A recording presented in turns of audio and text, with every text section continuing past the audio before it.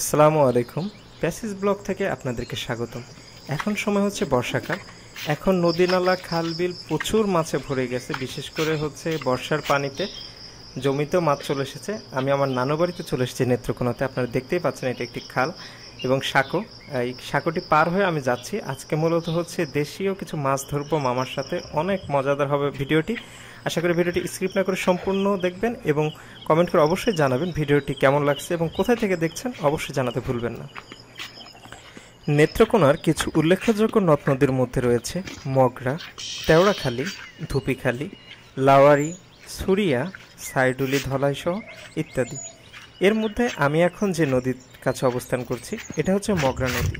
এই মগরা নদীর পাশেই আমি জমি থেকে মূলত মাছ ধরব।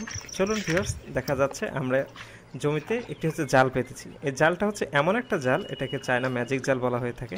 এখানে যখন জমিতে মাছগুলো চলে আসার পরে এই মাছগুলো তো আমরা এমনি ধরতে পারি না, তখন এই জালটি আমরা আগের দিন পেতে রেখে দিই। পরবর্তীতে এই জালের যে সাইডগুলো রয়েছে সেখানে মাছ ঢোকার জায়গা রয়েছে এবং বেরোতে পারবে না, এরকম আর কি। হ্যাঁ, এখানে হচ্ছে শুধু মাছই না, মাছের সাথে দেখা যাচ্ছে ছোট মাছের সাথে আপনারা যদি ভালো লক্ষ্য করেন দেখতে পাচ্ছেন এখানে ব্যাঙ, কাঁকড়া সহ অনেক ধরনের প্রাণী উঠছে। যদিও আমরা তাদেরকে পরবর্তীতে ছেড়ে দিব, আপনারা দেখতে পারবেন। এখানে বিশেষ করে হচ্ছে দেশীয় যে পুঁটি আছে, পুঁটি, ট্যাংরা, বেলে, গোচই, তারপর হচ্ছে আপনার খলিশা এখানে উঠছে। আপনারা যদি ভালোভাবে লক্ষ্য করেন খুবই মনোমুগ্ধকর একটি দৃশ্য। চারপাশে জমিতে হালকা হালকা বৃষ্টি হচ্ছে এবং প্রচুর মাছ উঠছে আমাদের জালে। এবং এই জালটা বিশেষত হচ্ছে এই জালে কোনো প্রকার হচ্ছে আপনার ময়লা ওঠে না। অন্যান্য জাল বা অন্য উপায়ে যদি আমরা মাছ ধরি সেক্ষেত্রে ময়লা চলে আসে, কিন্তু এই জালটা খুবই ভালো লাগছে আমার কাছে, যে এতে হচ্ছে শুধু মাছগুলো আসতেছে, কোনো ময়লা বা কোনো কিছু আসতেছে না। তবে এখানে ভালোভাবে যদি লক্ষ্য করেন দেখা যাচ্ছে শিং মাছ বা ট্যাংরা মাছ উঠলে এগুলো জালের সাথে আটকে ধরতেছে, তখন একটু ছাড়িয়ে নেওয়া লাগতেছে। এভাবে মূলত হচ্ছে মাছগুলো আমরা একত্র করলাম, একত্র করে এগুলো মূলত হচ্ছে আমরা আমাদের বালতিতে নিয়ে নিব। তো ভিউয়ার্স, এভাবে মাছ ধরার অন্যরকম একটা মজা। হ্যাঁ, আমরা হচ্ছে অনেকে বড়শি দিয়ে মাছ ধরে থাকি, জাল দিয়ে বিভিন্ন ধরনের জাল দিয়ে ধরে থাকি, সেম এটা হচ্ছে একটা ম্যাজিক জাল বলে থাকে। ভিউয়ার্স, আপনার যে প্রকৃতিটা তো দেখেন, মাশাআল্লাহ, গ্রামের মনোমুগ্ধকর একটি দৃশ্য। একদম ভোরবেলার দিকে আমরা গিয়েছিলাম, অনেক সুন্দর লাগছে চারপাশে প্রকৃতি। এরপরে দেখা যাচ্ছে মামা মাছগুলোকে জালের এক পাশে নিয়ে আসার পরে জালের একটা মাথা খুলে দিচ্ছে এবং মাছগুলোকে বালতিতে এখন তিনি ঢেলে ফেলবে। এখানে মাছগুলো একদম জীবিত এবং টাটকা রয়েছে, এখানে কোনো প্রকার মাছ মারা যায় না, যেহেতু জালের ভিতরে পানি থাকে। হ্যাঁ, পানিতে লাফালাফি করছিল এবং এই প্রক্রিয়াতে মাছ ধরাটা খুবই ভালো, আমার কাছে খুবই ভালো লেগেছে। আপনারা যে ভালো লক্ষ্য করেন, অনেক মাছ উঠেছে, অনেক অনেক মাছ উঠেছে। এভাবে যদি আপনারা মাছ ধরে থাকেন, আমি জানি না আপনাদের পূর্ববর্তী কোনো অভিজ্ঞতা আছে কিনা, অবশ্যই কমেন্ট করে জানাবেন। আর ভিউয়ার্স, এখানে দেখেন আমি অন্য রকমের একটা মাছ ধরা ফাঁদ দেখতে পাচ্ছি। এটা মূলত হচ্ছে, আমি যা জানতে পারলাম, আমি এর আগে দেখিনি, আপনারা দেখে থাকলে অবশ্যই জানাবেন। এই ফাঁদটা মূলত হচ্ছে বিভিন্ন ধরনের জঙ্গল, তারপর হচ্ছে কচুরি পানা বলে, এগুলো দিয়ে রাখে। এরপরে মাছ হচ্ছে উঠে থাকে, তখন এটা হচ্ছে কয়েকজন মিলে তুললে এর ভিতরে হচ্ছে বড় বড় শিং, মাগুর, গোচই সহ বেশ কিছু মাছ পাওয়া যায়। কিন্তু এটা দীর্ঘ সময় সাপেক্ষ ব্যাপার। এভাবে হচ্ছে দীর্ঘদিন রেখে নদীতে বা খালে যে কোনো একটা নির্দিষ্ট জায়গায় যেখানে স্রোত নেই এরকম জায়গায় রেখে দিতে হয়। তো ভিউয়ার্স, দেখতে পাচ্ছেন আমাদের জালটা অনেক বড় ছিল। জালের অপর প্রান্তে মামা হচ্ছে মাছগুলোকে সব আবার একত্রিত করছে। এই পাশেও দেখা যাচ্ছে অনেক মাছ, বিশেষ করে পুঁটি মাছ উঠেছে, অনেক পুঁটি মাছ উঠেছে। এর ভিতরে যে মাছগুলো হচ্ছে ছেড়ে দেওয়া যাবে পুনরায়, সেই মাছগুলোকে আমরা আবার পরবর্তীতে দেখতে পারবো এগুলো আলাদা করে। বিশেষ করে ছোট সাইজের যে শিংগুলো রয়েছে, ট্যাংরা রয়েছে, আমাদের যে পুকুর রয়েছে সেখানে মূলত ওগুলো ছেড়ে দেওয়া হয়, যাতে পরবর্তীতে এগুলো আবার বড় হতে পারে। এটা একটা ভালো উদ্যোগ যে আপনারা কখনো মাছ ধরলে বড় মাছ যেগুলো খাওয়ার উপযোগী সেগুলো খাবেন, যেগুলো ছোট মাছ থাকে সেগুলোকে ছেড়ে দিবেন, কারণ এগুলো বড় হলে বা বংশবৃদ্ধি হলে এগুলো আবার বাড়বে। ছোট মাছ দেখা যাচ্ছে যে এখন বিলুপ্তির পথে, বিশেষ করে আমাদের দেশীয় যে মাছগুলো রয়েছে। হ্যাঁ, এভাবে যদি আপনারা আপনাদের পুকুর বা পুষ্করণী থেকে থাকে, আমরা এই দেশীয় মাছগুলোকে যদি সংরক্ষণ করতে পারি, আমরা আবার পুনরায় মাছগুলো ভরে যাবে আমাদের নদী নালা খাল বিল দিয়ে। বিশেষ করে শহরে যারা আমরা থাকি, আমরা তো এই দেশীয় মাছগুলো দেখি না বা পাই না বললেই চলে। বেশিরভাগ সব চাষ করা মাছই আমরা খেয়ে থাকি। আমরা যখন গ্রামে যাই, গ্রামে এই অপরূপ দৃশ্যগুলো দেখি, এত সুন্দর সুন্দর মাছ দেখি, আসলে খুবই ভালো লাগে। তো ভিউয়ার্স, আমাদের জালের অপর প্রান্ত মাছ সব একত্রিত করা হয়ে গেছে। এখন এই মাথাটি খোলা হবে। এই মাথাটি খোলা হলে আপনারা দেখতে পাবেন বালতি নিয়ে আমরা চলে আসবো, অনেক মাছ পাওয়া যাচ্ছে। এখানে দেখা যাচ্ছে একটা মুরব্বীর পায়ের নিচে একটা মাছ পড়ছে বলতেছে, উনি ধরার চেষ্টা করতেছে। এরকম পানিতে নামলে হাঁটাহাঁটি করলে প্রচুর মাছ দেখা যাচ্ছে যে পায়ের নিচে পড়ে, হাত দিয়ে ধরতে গেলে হাতের পাওয়া যায়, মানে একটু অন্যরকম মজা। হ্যাঁ, আপনারা যা গ্রামে ছোট থেকে বড় হয়েছেন বা বেড়ে উঠেছেন, আপনারা এই মজাটা উপলব্ধ করতে পারবেন। অথবা যারা শহরে থাকেন, আপনারাও চাইলে আপনাদের পরিচিত কোনো আত্মীয় স্বজনের বাড়িতে যাওয়ার চেষ্টা করবেন যারা বিশেষ করে গ্রামে থাকে। তাহলে দেখতে পারবেন কি আপনার নগরিক এই যানজটপূর্ণ জীবন থেকে একটা অন্যরকম একটা অভিজ্ঞতা আপনাদের হবে।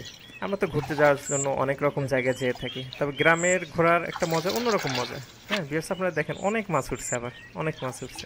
তো যেটা বলতেছিলাম ভিউয়ার্স, আপনারা এরকম সময় সুযোগ পেলে অবশ্যই প্রকৃতির টানে, গ্রামের টানে, মাটির টানে ছুটে যাবেন, অনেক ভালো লাগবে আশা করি। তো ভিউয়ার্স, এখানে আমাদের মাছ ধরা হয়ে গেছে, আবার একটি জাল পাতা হইল।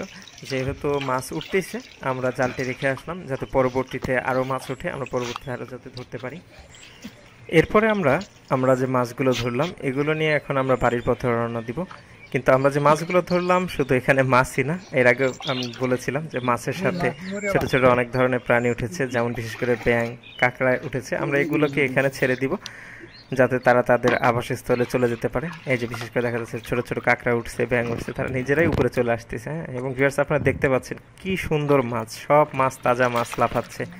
আসলে এরকম দৃশ্য কখনোই শহরে দেখা সম্ভব না, এর জন্য অবশ্যই অবশ্যই আপনার গ্রামে আসতে হবে। দেখতে পাচ্ছেন এখানে কই মাছ উঠেছে, ট্যাংরা মাছ দেখা যাচ্ছে, পুঁটি মাছ, অনেক পুঁটি মাছ উঠেছে, তারপরে যে ষাটি মাছ, তারপর হচ্ছে বা সাইতান মাছ বলি আমরা অনেকে। হ্যাঁ, তারপর হচ্ছে শিং মাছ। এখানে মূলত যে ছোট ষাটি মাছগুলোকে আমরা দেখতে পাচ্ছি, এগুলোকে মূলত পুকুরে ছেড়ে দেওয়া হবে। এগুলোকে ছাড়লেও অনেক বড় বড় হবে।